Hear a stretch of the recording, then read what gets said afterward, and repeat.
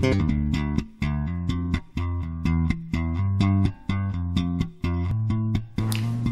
welcome back to the Cursing Seamstress. Today is Sunday. I am on my way in a few minutes out to church. I'm ready, and but I have about an hour before I have to leave. I think I mentioned last time that I'm working, and work is going really, really well. I like my job. I'm absolutely not independent at it yet. That's going to take a while, but I am learning to do some things, and I will be jumping into it big time come January 4th, when the new semester begins, and all of the students' names and information has to be imported into this online learning environment. Most of the classes are online. There are a few seated classes, but actually most are online.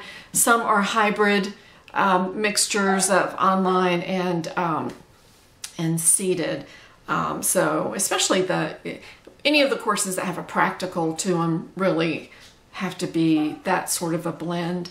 All right, so what have I been doing? I have managed pretty much every morning before work. I come up here to my sewing room and I sew, or I organize.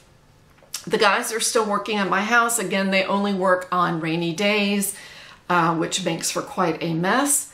But their main business is doing roofs. So any day that they can work outside, they do. But when it's a washout, they come here. So things are still a mess here in the room over the garage. Lots of tracking in and out. That keeps me pretty busy. All right, I want to show you a few things. I've mentioned to you before that I love to embroider. I've shown you some of the things that I have embroidered. I love to find new designs, free designs. I pay for some, but not a lot of designs. Recently, a design has been making its way through, and I subscribe to the person the company who that is marketing this particular design, and I bought 2 of them.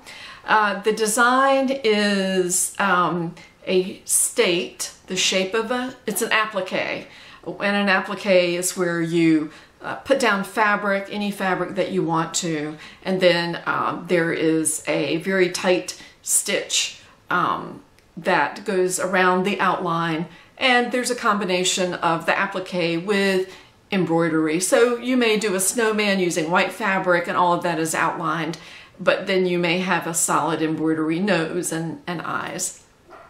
So I bought Virginia and North Carolina, and I made a couple of tote bags, and I did not take pictures of those tote bags. So they are at the shop where I sell stuff.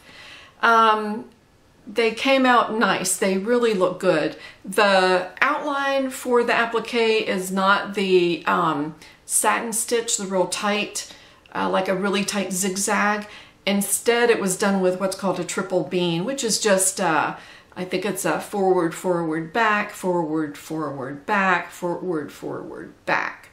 And that does allow for a little bit of a shabby chic look because the fabric will fray a little bit, but it's meant to around the outline.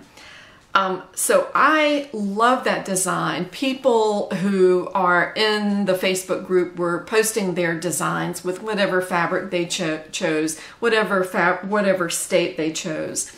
And so I had never, with my embroidery software, which allows me to digitize, I have never used the applique part of that. I didn't even know really if I knew you could do it, but I didn't know what icon I would use. So I watched a YouTube video, and it was wonderful, and that's all I needed to do. And I was able to make an applique for the state of Texas, make an applique for the bow, and combine the two together, and I'll show you.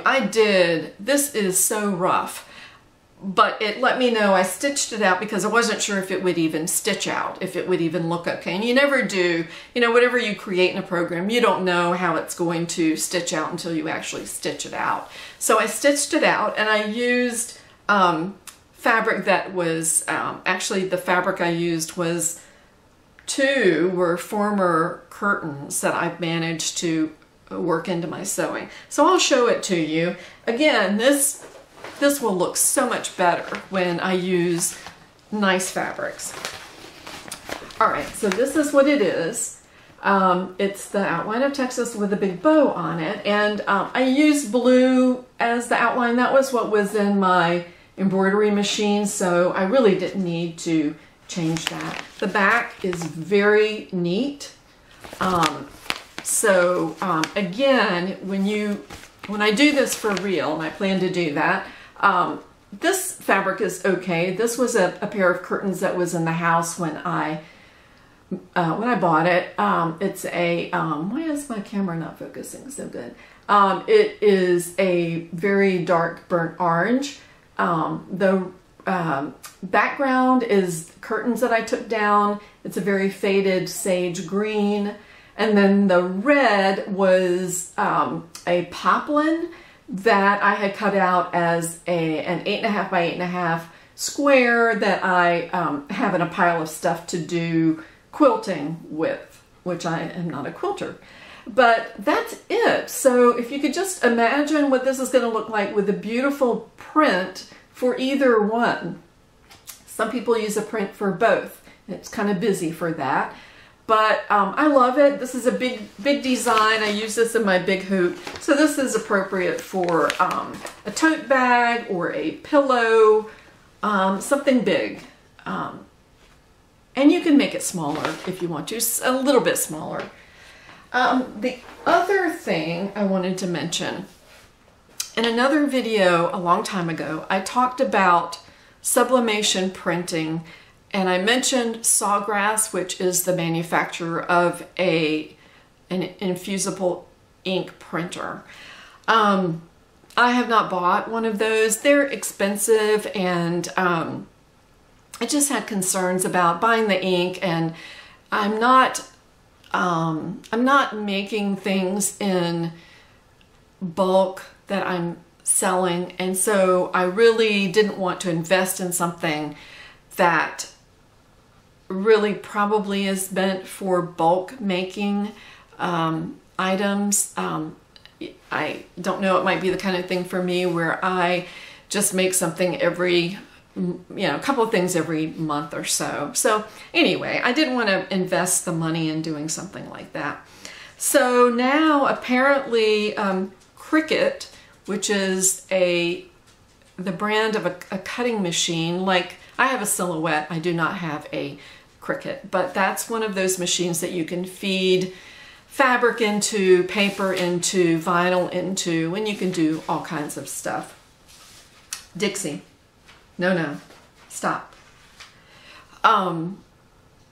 So I have one of those, but what they're selling, Cricut is selling, are these sheets, and they come in a tube and in a box like this. I've actually got a bigger box, and they come in different colors. They also come in prints, like they'll have a tropical print that has all different, kind of pastel kinds of colors in it.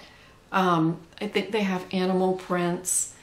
This is expensive. I don't remember. I think I bought a couple of the bigger size. I think it's a 12 by something size at Walmart, and I think that it's about $15 for 2 sheets.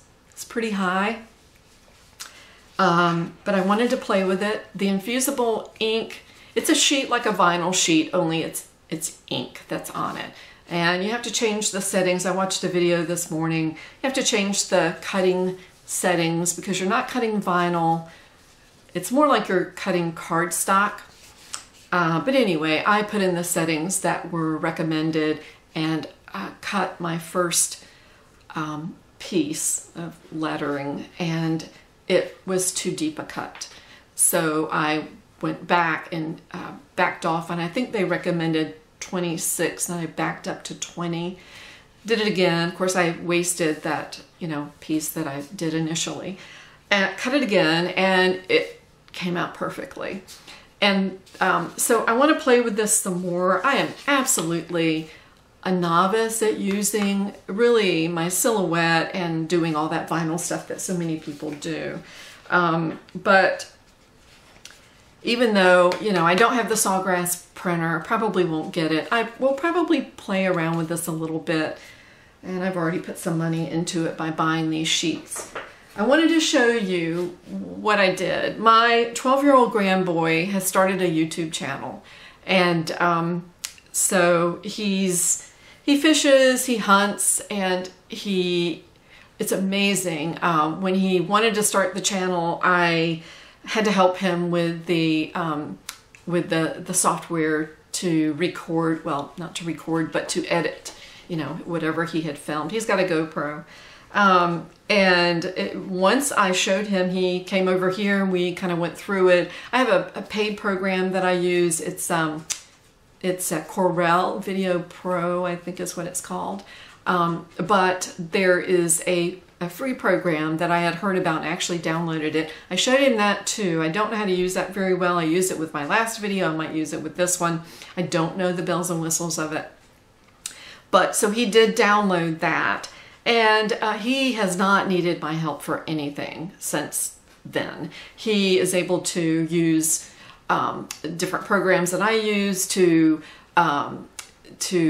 make pictures, to import and manipulate graphics and things like that. Anyway, to make a long story longer, I wanted to make him a t-shirt that would have the name of his YouTube channel on it. So I did that this morning.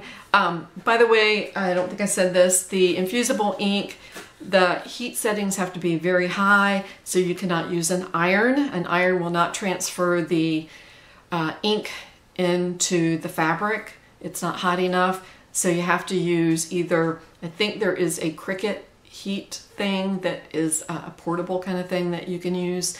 Anyway, the temperature is 360, I think is what it was, or 365. It's pretty hot. So I do have a heat press, and I use that. So I am just so happy.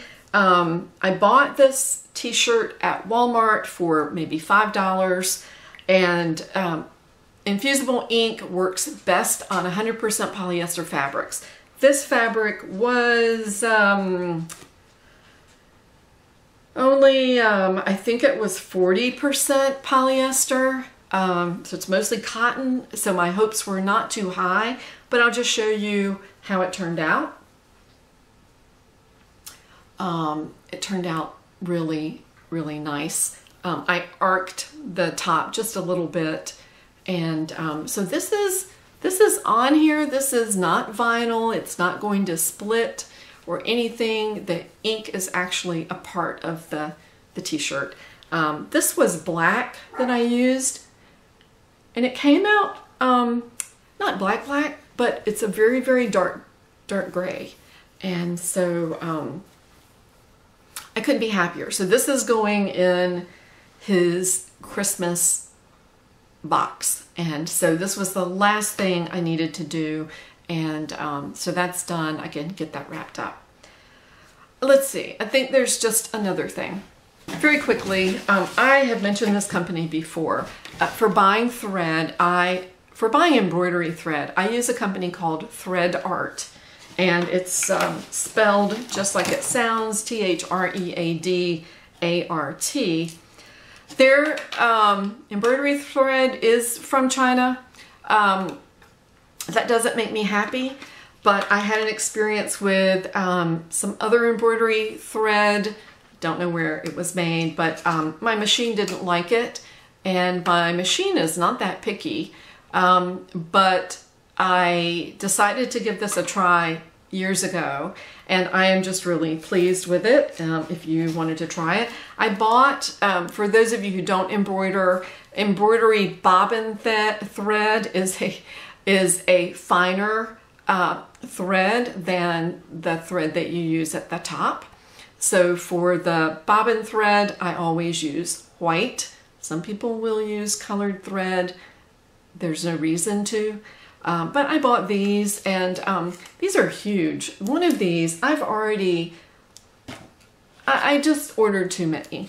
This is so big, and it's 60 weight polyester. And I don't have a setup where I can set this somewhere. It's got a big hole in the top where I can set it up and wind the bobbin. So what I have to do, unfortunately, is hold it like this. I thread it through the bobbin winder, and I just have to hold it on the end, and it does fine. And I don't mind doing that, but I usually order the regular size, but this is what I did. So they have all kinds, and they have a regular thread too. These are embroidery threads here, but the point of my showing you that is that, here's a variegated thread. This is a red variegated, so pretty. It's actually all different shades of red and maybe a little bit of pink in there. But the point is, if you are looking for a place to buy thread, you might want to check out their site. They sell other things. They sell stabilizer and I don't know what else. All I have ever bought is thread from there, embroidery thread. That's all. I am going to go, and I actually am off work until January 4th, and that makes me happy, even though I've only been there for 3 weeks. But it's nice to have the time around Christmas time. And if you have any questions about I'm not an expert in anything, but if you have any questions about anything that I talked about, I'll be happy to share what I do know about it and what I did to make it work. But otherwise, I will talk to you later. Bye-bye.